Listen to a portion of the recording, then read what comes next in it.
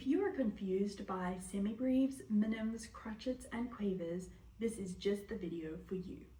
I will be teaching you how to understand and remember them.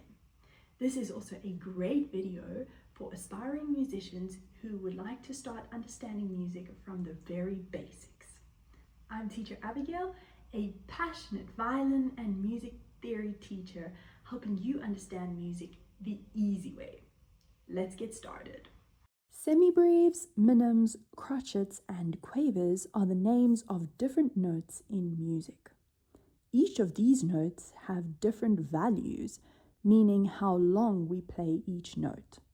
Before we talk about these notes, we need to understand beat. The beat is the steady pulse of the music. It's like the heartbeat of the music. I'm going to tap each beat, and you can tap along with me.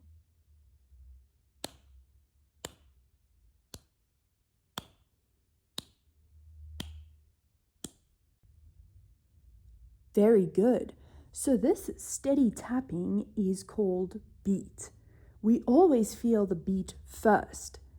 It's the foundation of music. Now we're going to talk about semibreves. A semibreve lasts 4 counts or 4 beats long. So we play a note for 1, 2, 3, 4, or ta, and on the violin it will sound like this.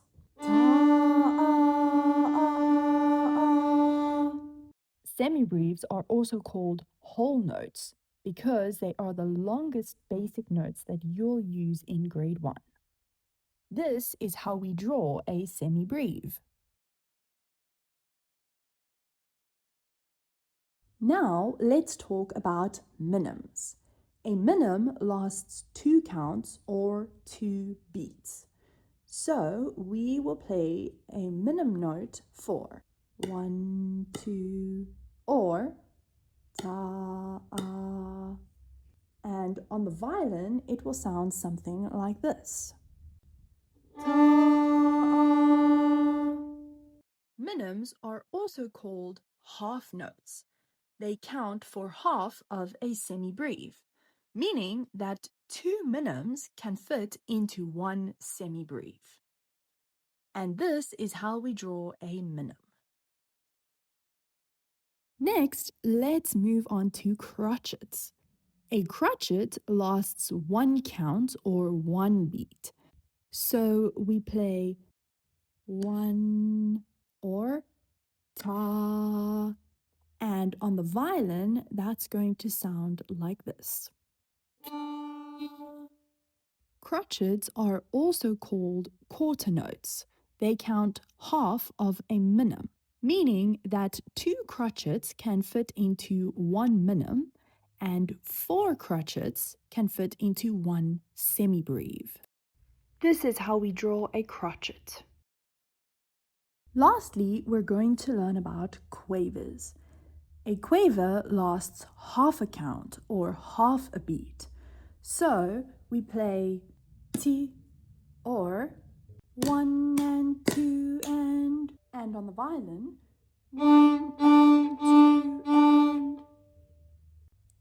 Quavers are also called 8th notes because 8 of them can fit into 1 whole semibreve. 2 quavers fit into every crotchet. This is how we draw a quaver.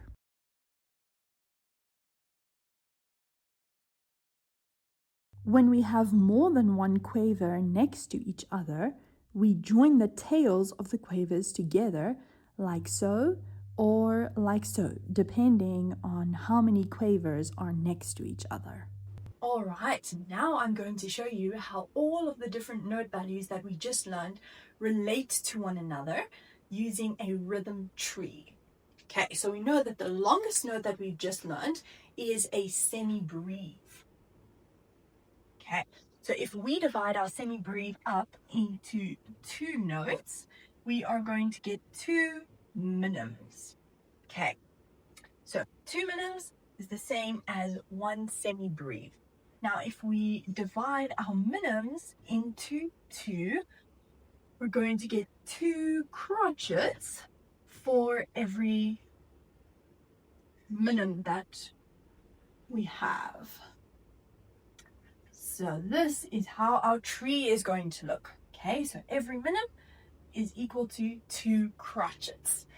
And if we divide every crotchet up into 2,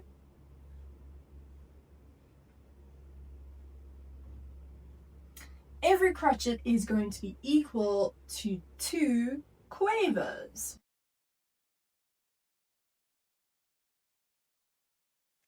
There we go. All right. So every crotchet is equal to 2 quavers. So you could see it like this.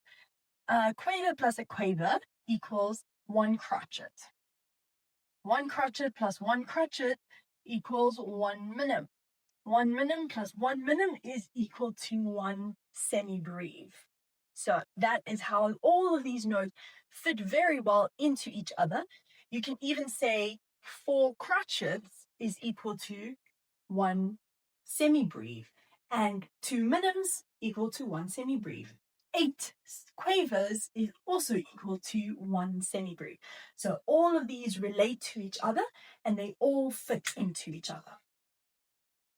So if we were to draw our same rhythm tree, but just with the note values instead of the actual note, we know that every semibreve counts for 4 counts.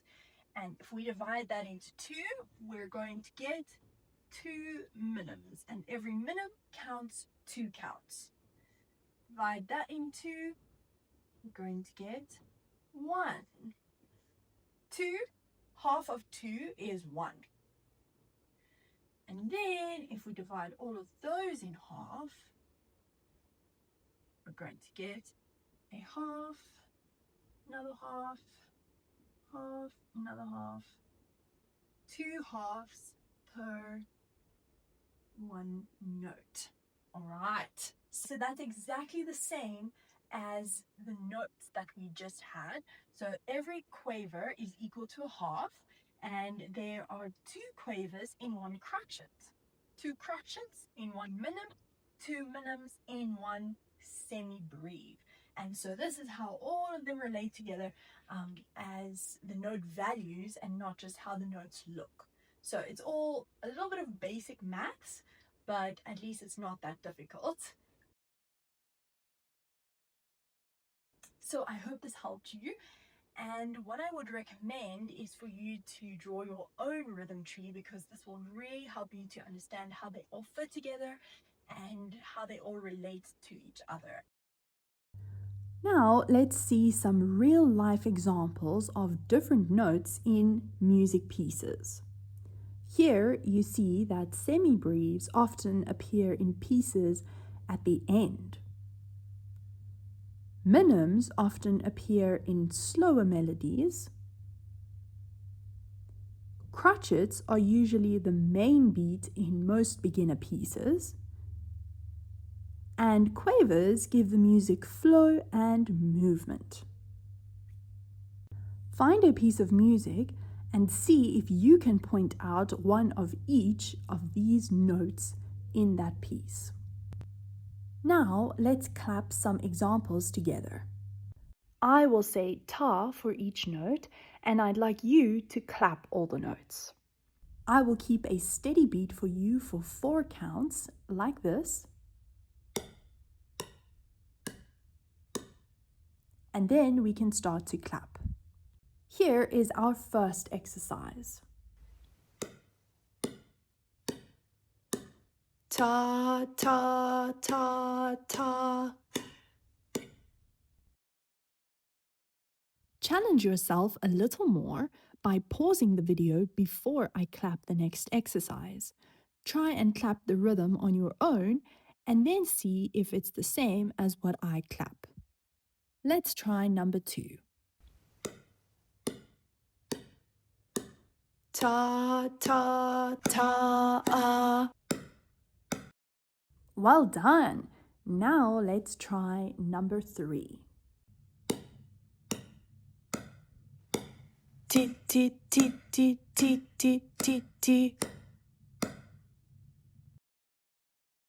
Next, we have number 4. Are you ready? Ta, ta. If you have not yet tried to clap any of them on your own, now is your chance. We have 2 more left. All right, if you're ready, here is number 5. Ta, ti, ti, ta, ti, ti. All right, last one. Well done for getting so far. Ta, ta, ti, ti.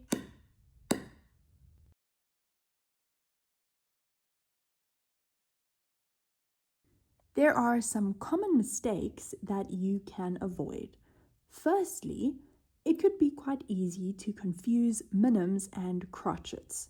So don't forget that crotchets are colored in and minims are hollow. It's important not to confuse these two because they have different values. Crotchets count for 1 beat and minims count for 2 beats. Then, instead of counting your quavers as 1, 2, 3, 4, I would rather suggest counting your quavers as 1 and 2 and 3 and 4 and... This makes it much easier to keep track of which quaver you are currently counting.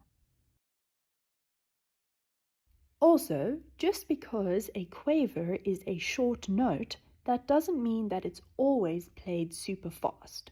So as you can see here, sometimes we can play it slowly, like T, T, T, T, and other times we can play it quite fast, like T, T, T, T.